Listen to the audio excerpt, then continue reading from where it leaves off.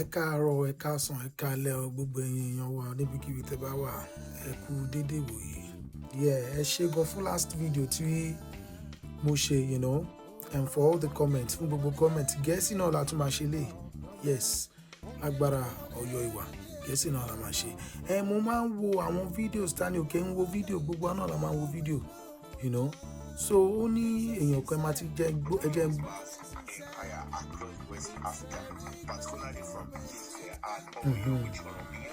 So channel yẹn ó ń jẹ́ Yoruba Abrahamic Yoruba Abrahamic Institute of Abrahamic Yoruba Abrahamic, So channel yẹn nìyẹn.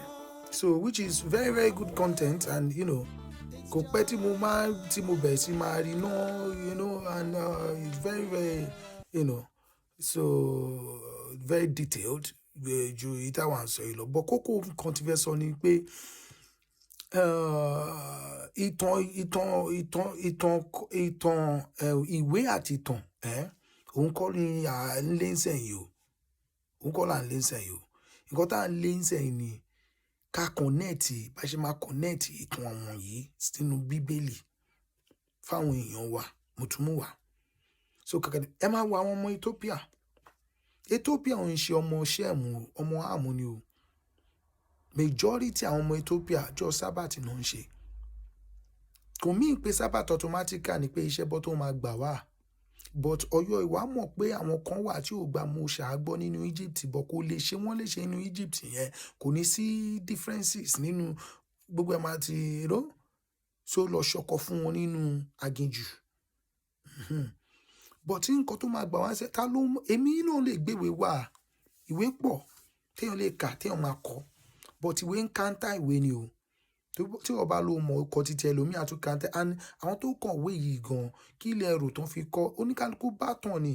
But ó wà nínú TORAH yìí pé a máa sọ orísun wa nù nígbà kan, bá ní rántí mọ́. So tí nǹkan tó bá sọ ṣe mọ̀ pé èèyàn máa sọ gbìdì gbàdàgbòdò gbìdì gbàgbà kí dá gbogbo àti tó gbà. Kò sí ohun tó kàn wá pẹ̀lú, ó dẹ̀ tún kàn wá náà pẹ̀lú Ọ̀yọ́ lèmi ń pè, Aláàfin Ọ̀yọ́. Kò sí orúkọ Ọlọ́run ni. Yes. Kò ń ṣe Ọ̀yọ́. Kí ni ìtumọ̀ Ọ̀yọ́? Kò mean anything sí mi. Wọ́n dẹ̀ ń ṣọmọ àlè Yorùbá ni wá, gbogbo wa. So àti Ilé-Ifẹ̀ àti gbogbo ìta sọ́njọ́ yẹn, ìyẹn make sense fún èmi. Èmi kọ́ mo kọ́. Èmi connect ẹ̀ pẹ̀lú ìwé tí kò sí ìyá bàbá mi ló kọ́kọ́ sọ TORAH fún mi. Ìgbà tó dẹ̀ yá mo tún wá ń tẹ̀lé àwọn ìgbà tí íńtánẹ́ẹ̀tì dé, mo ń tẹ̀lé àwọn JOCC Hebrew ní Amẹ́ríkà, mo tẹ̀lé, mo sì wò, but nǹkan tó kàn ṣe mí pẹ̀lú àìmọ̀ ilé baptize lẹ́ẹ̀mejì kò sí nínú àwọn àkọọ́lẹ̀ àwọn bàbá wa pé ká baptize lẹ́ẹ̀mejì. Èyí ti baptize nínú ìjọ títò ká ní baptize ìgbà tán sọ wá di Kristẹni ní Europe ń gba irú baptize yẹn ní ìṣẹ́ mo lè ṣe èmi. Ìyẹn wọ́n gbé sọ́ọ̀dù fún wa, baptize Kátólíìkì tán gbé sọ́ọ̀dù sí wa lọ́rùn, mo lè ṣe mí ṣe, but baptize CAC ìdè wine ni. Baptize CAC Christ Apostolic Church one and only tán tì mí bọ̀ màá tún wá lọ ṣe mí irọ́ o. So level yẹn ni mo wà lórí yẹn. And then mo tún wá tẹ̀lé jẹ́jẹ́ lọ́lá Prince jẹ́jẹ́ pẹ̀lú àwọn míì náà. So ìyá mi ló kọ́kọ́ sọ TORAH, àǹkà lẹ́tà tóun nínú ilé àwọn dúdú làwọn ọmọ ẹ̀yìn ẹ̀. Dúdú ni Jésù. Gbogbo yẹn ló wá darapọ̀ mọ́ ọpọlọ mi. Ó dẹ̀ ti kọ́ sínú ìwé ṣé Ezekiah ní Ezekiel 37 pé òun máa jí wá. So nǹkan tó kàn mí nìyẹn pé ẹni báyìí kọ ìwé báyìí kọ̀wé báyìí. Àtọ̀tọ̀ wá ti di gígé, we have a circumcised penis. And no religion can tell me, no colonial master can tell me anything pé òun lòun fi yẹn síbẹ̀. Mo dẹ̀ wọnú TORAH mo rí pé yes, èèyàn báyìí now that man abíàrẹ àmọ́ òun ní ọ̀run mi láti bá ń lọ gbé ìwà ilẹ̀ máa lọ wáwé yẹn. Èmi mọ bí tí mi ti rí sọ́ọ̀sì tèmi tó bá wọn kò gbàgbọ́. Ìgbà tó ń sọ fún Ọ̀yọ́ ṣùwà pé kí ni ọkàn lèèyàn fi ń gbàgbọ́. Wọ́n ti ń pè yín ọmọ ọ̀gá ògo, inú yín ò tún dùn. O bá jẹ́ babaláwo, o bá jẹ́ abọ̀rìṣà, o bá jẹ́ oníṣègùn, o bá jẹ́ Christian, ọ̀rọ̀ inú ìwé mímọ́ TORAH la máa fi dájọ́ fún ẹ. So it behoves you kó tètè yá ṣẹ́ẹ̀kì ẹ̀. Kó tètè yá ṣẹ́ẹ̀kì ẹ̀. Kó jẹ́ kó correspond nínú ọkàn ẹ. O bá jẹ́ Islam, o bá ìwé inú TORAH àkọsílẹ̀ àwọn Yorùbá yẹn ló máa fi judge ẹ. because Ọ̀yọ́ Aṣúwa tó wà nú ẹ̀ ló ń padà bọ̀. Muhammadu yín ò ní wá mọ́. Àwọn yòókù wọn yẹn kò sọ́nà fún wọn, wọn ò lè padà wá, àwọn àfilé wọn lọ́wọ́.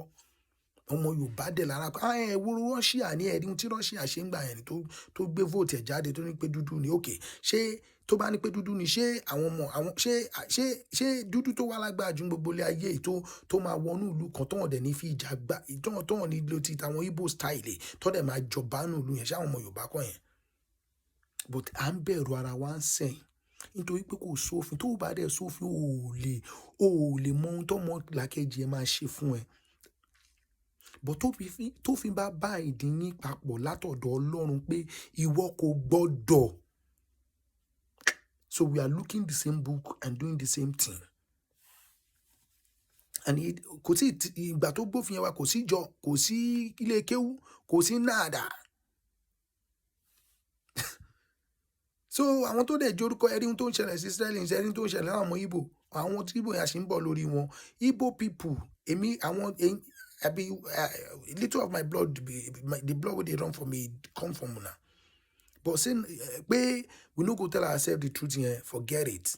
All the Igbos wey like truth, kwenu, kwenu, all the people wey no like truth now go enter fire. The same for all race. Okay? So mi fẹ́ yẹ kí fídíò yìí pọ̀ jù, kó gùn jù. Ọlọ́run á tún máa fún wa ní ẹ̀rí àti agbára àti ọgbọ́n àti ìmọ̀ tá máa fi ṣẹ́gun. Títorí pé èyí tá à ń sọ, tá a jókòó, tá à ń rojọ́ yìí, plan ń lọ lórí bọ́n ṣe máa sọ tá à ní sí mọ́ rárá. Táyìn náà dẹ̀ mọ̀, tẹ́yìn náà ti mọ̀ lórí YouTube, kò ń ṣe pé mo ṣe ń gbé story ìgbó, everybody mọ̀ bóyá ń lọ. So Fẹ́mi ló ń bá yín sọ o, Ọlọ́run ló ṣe o. Ọ̀yọ́ ìwà ló lè ràn wá lọ́wọ́. Ọ̀yọ́ Aṣúwa tó bá kọ sínú àkọọ́lẹ̀ TORAH pé kẹ́ lọ baptize, ẹ lọ baptize. Tó bá ní ẹ fò sókè, ẹ fò sókè. Tó bá ní kẹ́ gbogbo òrìṣà yín kẹ́ lọ dànù, ẹ lọ dànù. Wọ́n ti gba Ọ̀fà, wọ́n ti gba Kwara. Kí mélòó ní Ọ̀fà sí Èkó? Mélòó ló Òṣogbo sí kíní? Ìgbà mélòó náà fi ń gbalẹ̀ nílẹ̀ ńsẹ̀yìn pẹ̀lú bàtàkì àti kíní? Wọ́n wá ń bá yín sọ ẹ̀yin wá rùn. Ẹ lọ ẹ wo, ẹ jẹ́ ẹ fara yín balẹ̀. Kẹ́ padà. A tún sọ̀rọ̀. Ó dàbọ̀.